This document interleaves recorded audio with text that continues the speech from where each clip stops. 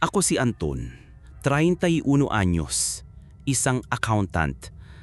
Ang buhay ko ay isang spreadsheet, maayos, nakakahon, at lahat ay may tamang lugar. Kaya naman nang pumanaw ang aking mga magulang at sa aking ipinamana ang lumang bahay ng aming pamilya sa Vigan, ang una kong ginawa ay subukang ayusin ito ayon sa aking kagustuhan. Ang bahay ay isang malaking bahay na bato, puno ng mabibigat na antigong muebles na gawa sa nara at kamagong. Mga silyang may kakaibang ukit, mga mesang mas matanda pa sa aking lolo at isang aparador na amoy lumang panahon. Para sa akin, ang mga ito ay simbolo ng magulo at malungkot na nakaraan. Gusto ko ng espasyo, gusto ko ng modernong pakiramdam. Kaya sinimulan kong mag-ayos. Inilipat ko ang mabigat na silyang armchair mula sa tabi ng bintana papunta sa sulok. Itinabi ko ang maliit na mesang kapihan sa pader. Ang sala na dating masikip at madilim ay biglang lumuwag. Sa unang pagkakataon, naramdaman kong akin na ang bahay. Nang gabing iyon, natulog akong may ngiti. Kinaumagahan, pagbaba ko mula sa aking kwarto. May napansin akong mali. Ang mabigat na armchair, ang silyang halos hindi ko mabuhat mag-isa, ay bumalik sa dating nitong pwesto, sa tabi ng bintana, nakaharap sa labas, na para bang may isang matandang nakaupo roon, nagmamasid sa pagdaan ng panahon. Weird, sabi ko sa sarili ko. Siguro sa sobrang pagod nakalimutan kong ibinalik ko pala. Pero sa kaibuturan ng aking maayos na isipan, alam kong hindi ko ito ginawa. Ang pagbabalik ng armchair sa dati nitong pwesto ay hindi isang beses lang nangyari. Naging isang gabi-gabing ritual. Sa umaga, ililipat ko ito sa sulok. Kinabukasan, paggising ko, nasa tabi na naman ito ng bintana. Nagsimula akong mag-e-eksperimento. Nilagyan ko ito ng mga libro. Kinabukasan, ang armchair ay nasa bintana at ang mga libro ay maayos na nakasalansan sa sahig sa tabi nito. Ikinadena ko ito sa isang poste. Kinabukasan, ang kadena ay nakakalas na walang sira, nakapatong sa ibabaw ng mesa at ang armchair ay nasa dati nitong pwesto. Hindi na lang ang armchair, pati ang ibang mga muebles. Ang lamesa sa kainan na itinabi ko sa pader ay bumabalik sa gitna. Ang mga silya ay otomatikong naaayos sa paligid nito na para bang may isang pamilyang hindi ko nakikita na handa ng kumain. Nagsimula akong magduda sa aking sariling katinuan. Baka nag-sleepwalk ako. Baka may epekto sa akin na lumang bahay na ito. Kaya isang gabi, nag-set up ako ng kamera sa sala, nakatutok sa armchair. Kinaumagahan, dali-dali kong pinanood ang recording. Ang video ay nagpapakita ng isang madilim at tahimik na sala. Walang gumagalaw, walang multo, walang anino. Pero pagdating ng 3:00 ng madaling araw, ang video ay biglang nag-static. 5 minuto ng purong ingay. Pagkatapos, nang bumalik ang imahe, ang armchair ay nasa tabi na ng bintana. Hindi ko ito ginagalaw, may ibang gumagalaw nito. Isang bagay na ayaw magpakita sa kamera. Ang pakiramdam na may kasama ako sa bahay ay naging hindi na maikakaila. Pero wala akong makitang senyales ng break-in. Ang mga pinto at bintana ay laging nakalock. Isang gabi, gumawa ako ng isang huling, desperadong pagsubok. Bago ako matulog, kumuha ako ng isang bag ng harina at ikinalat ko ang isang manipis na layer nito sa buong sahig ng sala. Tingnan natin kung sinong makakalakad dito nang hindi nag-iiwan ng bakas, bulong ko. Nang gabing iyon, mas malala ang nangyari. Hindi lang ang armchair ang gumalaw, ang buong sala ay na-rearrange. Ang sopa, ang mesa, ang aparador, lahat ay inilipat. Ang pagkakaayos ay eksaktong kopya ng isang lumang litrato ng sala na nakita ko sa isang album na may petsang 1955. Nanginginig akong bumaba ng hagdan kinaumagahan. Ang sahig ay puno ng harina at ang mga muebles ay nasa bago o luma nilang mga pwesto. Pero ang harina ay halos hindi nagalaw. Walang bakas ng sapatos, walang bakas ng pagkakaladkad ng mga muebles, na para bang ang lahat ng bagay ay simpleng inangat at inilipat sa ere. Ngunit may mga bakas. Lumuhod ako para tingnan ng mas malapit. Sa harina, sa paligid ng mga paa ng bawat muebles, may mga maliliit na marka. Daan-daan, mga maliliit na yapak na walang sapin. Mas maliit pa kaysa sa yapak ng isang sanggol. At ang mga yapak ay hindi mukhang tao. Ang iba ay may 3 daliri. Ang iba parang mga yapak ng manok. Ang mga yapak ay nagmumula sa mga pader, papunta sa mga muebles. At pagkatapos ay bumabalik ulit sa mga pader na para bang ang mga pader mismo ang kanilang mga pintuan. Sa sobrang takot, tinawagan ko si Mang Celso, ang matandang katiwala na nag-aalaga ng bahay bago ako dumuting. Matagal na siyang nagsisilbi sa aming pamilya.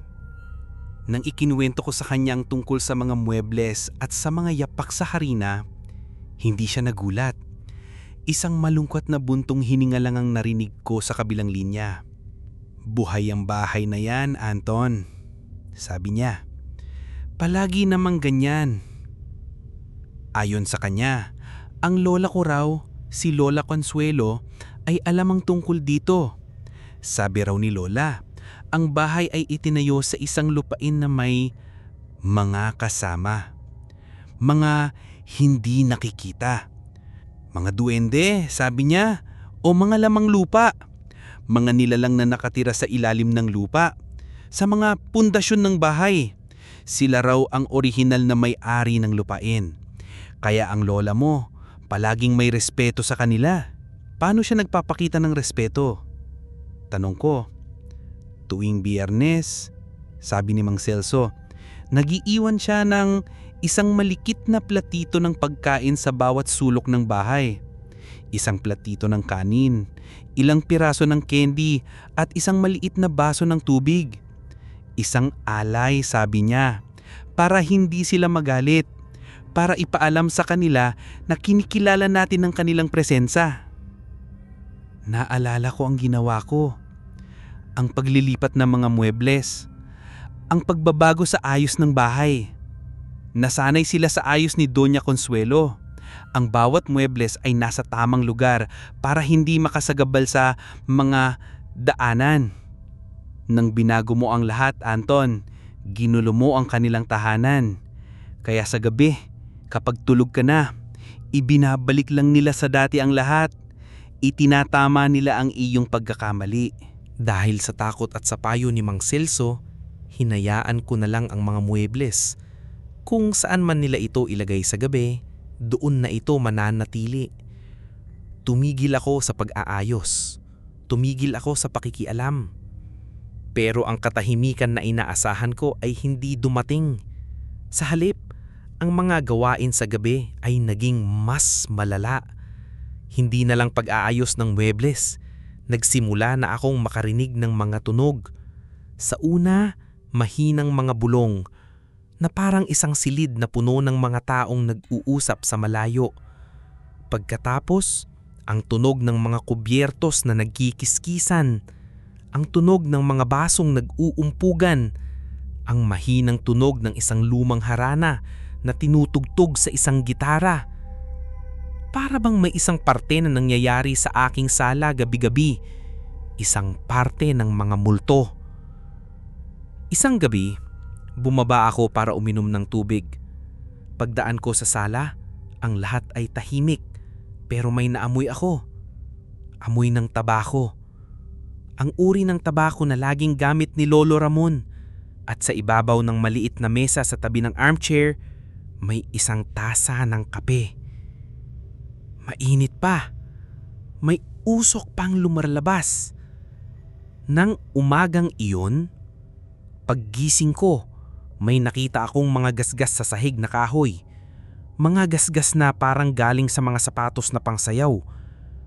At sa ibabaw ng piano sa sulok, may isang baso ng alak na kalahati na lang ang laman. Ang mga ninuno ko, ang mga duwende, sila ay hindi lang nag-aayos ng bahay. Sila ay naninirahan dito. Nagdaraos sila ng kanilang mga pagtitipon sa gabi sa parehong espasyo kung saan ako natutulog. At ako, sa kanilang paningin, ay isang istorbo lamang. Ang pinakamakatakot na gabi ay dumating ng walang babala. Walang party, walang tunog, isang perpektong katahimikan. Paggising ko kinaumagahan, naramdaman ko agad na may mali. Ang hangin sa bahay ay mabigat. May isang pakiramdam ng tensyon. Bumaba ako sa sala. Ang lahat ng muebles ay nasa ayos. Walang nagbago. Salamat naman, bulong ko. Baka sa wakas, tinanggap na nila ako. Pagkatapos, napatingin ako sa mahabang pasilyo na patungo sa hardin. Sa pasilyong iyon, nakasabit ang lahat ng mga litrato ng aming mga ninuno. Ang lolo't lola ko, ang lolo't lola nila, at marami pang iba. At doon, halos lumabas ang puso ko sa aking bibig. Ang lahat ng mga portrait, lahat sila ay nakaharap sa pader. Ang kanilang mga likuran na gawa sa lumang karton ang makikita ko, isang mahabang hanay ng mga blangkong parihaba na para bang ang buong angkan ko ay sabay-sabay na tumalikod sa akin. Isang tahimik na pagtatakwil. Pero may isang bagay pa. Sa dulo ng pasilyo, kung saan dapat nakasabit ang aking litrato noong bata pa ako, isang masayang litrato ko sa aking ika-7 kaarawan, ay blanko na. Ang litrato ko ay wala na sa pader. Nanginginig akong naglakad sa pasilyo. Sa sahig, sa ilalim mismo ng blankong espasyo, nakita ko ang aking litrato. Nakalapag ito sa sahig, nakaharap sa mga nakatalikod na portrait ng aking mga ninuno, na para bang ipinapakita nila ako sa pader, na para bang ako ay isang kriminal na kanilang hinuhusgahan. Pagkatapos ng nangyari sa mga litrato, sumuko na ako. Hindi ko sila kayang labanan. Ang kaya ko lang gawin ay ang subukang makuha muli ang kanilang respeto. Naaalala ko ang sinabi ni Mang Celso, ang mga alay. Nang gabing iyon, nagsimula ako. Naglagay ako ng isang maliit na platito ng bagong saing na kanin sa isang sulok ng sala. Naglagay ako ng isang maliit na platito ng mga candy sa tabi nito at isang maliit na tasa ng kape, ang paborito ni Lolo Ramon. Para sa inyo po, bulong ko sa katahimikan.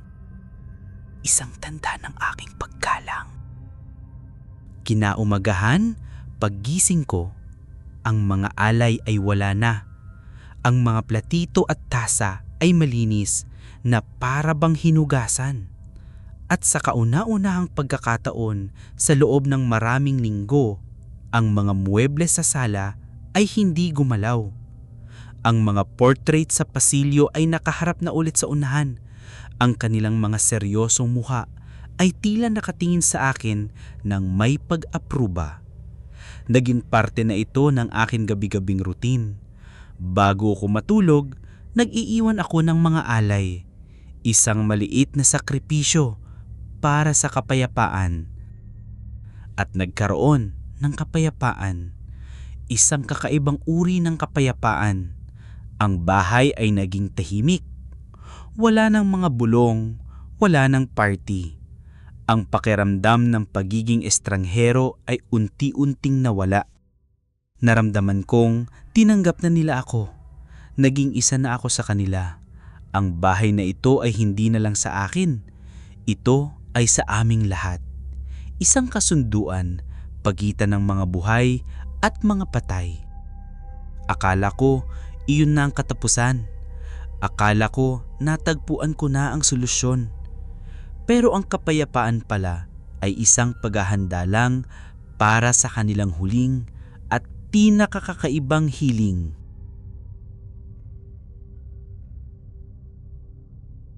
Ang kapayapaan ay tumagal ng halos isang buwan.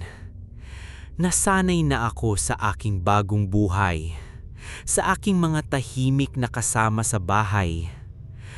Pagkatapos, nagsimula ulit ang paggalaw. Pero ngayon, iba na. Hindi na nila ibinabalik ang mga muebles sa dati. Gumagawa sila ng isang bagong kaayusan. Isang umaga, paggising ko, nakita kong ang lahat ng muebles sa sala ay itinabi sa mga pader na lumilikha ng isang malaking espasyo sa gitna, na para bang naghahanda sila para sa isang sayawan. Kinabukasan, ang kama sa guest room ay nawawala, at sa lugar nito, naroon ang isang lumang kuna na gawa sa yantok na kinuha nila mula sa bodega. Ang pinakakilabutan sa lahat ay nangyari pagkatapos ng isang linggo. Ang lahat ng gamit sa aking sariling opisina ay inilipat sa guest room. At ang aking opisina ay naging isang nursery. Ang lumang rocking horse mula sa pagkabata ko ay nasa gitna. Ang mga lumang laruan ni tatay ay nakadisplay sa isang estante. Ang bahay ay hindi na binabalikan ang nakaraan. Naghahanda ito para sa isang kinabukasan. Kasabay nito, nagsimula ang aking mga panaginip. Mga panaginip tungkol sa isang bata. Isang maliit na batang lalaki na may mga mata ng aking ama at ang ngiti ng aking ina. Sa aking mga panaginip, tumatakbo siya sa mga pasilyo ng bahay na ito at ang buong bahay ay puno ng kanyang mga tawa. Ang mga mahihinang bulong sa gabi ay bumalik. Pero ngayon, hindi na ito mga eko ng nakaraan. Ito ay isang tinig. Isang kolektibong bulong na nagmumula sa mga pader, sa sahig, sa hangin. Ang boses ng aking mga ninuno. Hindi na ito galit. Ito ay puno ng pananabik, ng pag-asa. Isang bagong simula. Ang pagpapatuloy ng pangalan. Isang bagong buhay para sa bahay na ito. Naiintindihan ko na kung ano ang gusto nila, ang kanilang hiling, ang pag-aayos ng nursery, ang mga panaginip tungkol sa isang bata. Sila ay hindi lang naghahanda, sila ay humihiling. Gusto nila ng isang bagong miyembro sa pamilya. Gusto nilang mag-asawa na ako at magkaroon ng anak na magpapatuloy ng aming lahi. Ang bahay na ito ay hindi dapat mamatay sa aking henerasyon. Ang presyon ay naging hindi na matiis. Sa tuwing umuuwi ako, nararamdaman ko ang mga mata ng mga portrait na nakatitig sa akin, nag-aabang. Ang bawat sulok ng bahay ay isang paalala ng aking obligasyon. Ang aking tahanan ay naging isang dambana sa isang Diyos na tinatawag na pamilya, at ako ang sakripisyong hinihiling nito. Wala akong kasintahan, wala akong planong mag-asawa. Ang buhay ko ay nasa siyudad. Pero paano ko sasabihin iyon sa isang bahay na puno ng mga kaluluwang naghihintay sa kanilang tagapagmana? Isang gabi, tumayo ako sa gitna ng sala. Humarap ako sa kawalan. Hindi ko kaya, sabi ko. Ang aking boses ay basag. Hindi ko kayang ibigay ang gusto ninyo. Iba ang buhay ko. Patawarin ninyo ako. Isang malamig na hangin ang umihip sa buong bahay. Narinig ko ang isang kolektibong buntong hininga ng pagkadismaya. Alam kong kailangan kong gumawa ng isang bagay. Hindi ako pwedeng mabuhay sa ilalim ng kanilang mga inaasahan. Pero hindi ko rin sila kayang talikuran. Sila ang aking pamilya. Kaya gumawa ako ng isang kompromiso. Isang huling alay. Pinili ko ang pinakamalaking guest room sa ikalawang palapag. Sa loob ng isang linggo, inayos ko ito. Ibinalik ko ang lahat ng pinakalumang muebles. Inayos ko ito eksakto tulad ng nasa pinakalumang litrato ng bahay na nakita ko. Ang kama, ang aparador, ang maliit na altar. Lahat. Nang matapos ito, ang silid ay parang isang bintana sa nakaraan. Tumayo ako sa pintuan. Ito, sabi ko sa bahay. Ito ang para sa inyo. Isang silid na palaging mananatili sa nakaraan. Isang lugar kung saan pwede kayong magpatuloy. Ang silid na ito ay sa inyo. Pero ang natitirang bahagi ng bahay ay sa akin. Isang mahabang katahimikan. Pagkatapos, ang pinto ng guest room ay dahan-dahang nagsara sa aking harapan. Isang mahinang click ang narinig ko. Ang tunog ng isang kasunduang tinanggap. Mula noon, tumigil na ang paggalaw ng mga muebles. Ang bahay ay naging tunay na tahimik. Nakatira pa rin ako dito. Ang aking buhay ay nagpapatuloy. Pero alam ko na hindi ako tunay na nag-iisa. Ang pinto ng guest room ay palaging nakasara. Hindi ko ito kailanman sinusubukang buksan. Minsan, sa gabi, kapag dumidikit ako sa pinto, may naririnig akong isang mahinang langit-ngit mula sa loob. Ang tunog ng isang tumba-tumba. At minsan, isang mahinang bulong. Hindi ko na sila kalaban. Sila na ang aking mga tahimik na kapitbahay na nakatira sa kabilang silid. Sa kabilang panahon, nag-aaral kaming mabuhay ng magkasama. Ang nakaraan at ang kasalukuyan sa ilalim ng iisang bubong.